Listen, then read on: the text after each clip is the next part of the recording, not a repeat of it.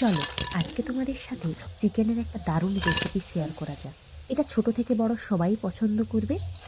তো তার জন্য সবার প্রথমে নিয়ে নিয়েছি কিছুটা বোনলেস চিকেন, আর দিয়ে দিচ্ছি একটু পেঁয়াজ কুচোনো, কাঁচা লঙ্কা, আদা কুচোনো, রসুন, ধনে পাতা, কিছুটা বেটরুটি, লেবুর রস, আর অল্প একটু সাদা তেল দিয়ে একটা পেস্ট বানিয়ে নিয়েছি। দেখো, এটা এবার আমি একটা কাঁচের বলে নিয়ে নেব।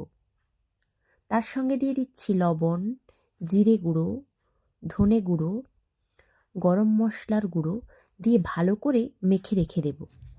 এপাশে আমি একটা বেটার বানিয়ে নিচ্ছি। তার জন্য নিয়েছি কিছুটা দুধ, একটা ডিম, কিছুটা লবণ আর গোলমরিচের গুঁড়ো দিয়ে ভালো করে মিক্সড করে নেব। এবার হাতে কিছুটা সাদা তেল নিয়ে ভেলপুরির আকারে শেপ বানিয়ে নেব। তো দেখো, এইভাবে রেডি করে নেব সবগুলো।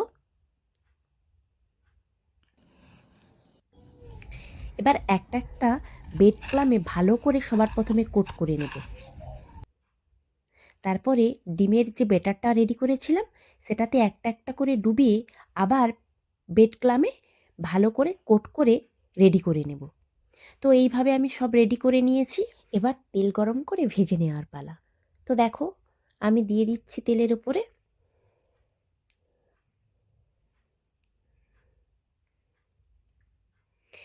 উল্টে পাল্টে ভালো করে ভেজে ব্রাউন কালারের হয়ে এলে এবার আমি প্লেটে তুলে নেব।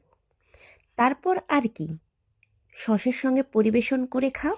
খেয়ে জানিও রেস্টুরেন্টের স্বাদ পেয়েছো নাকি। আর ভিডিওটা ভালো লাগলে অবশ্যই লাইক, কমেন্ট, শেয়ার করে পাশে থাকবে। চলো আজকের জন্য টাটা।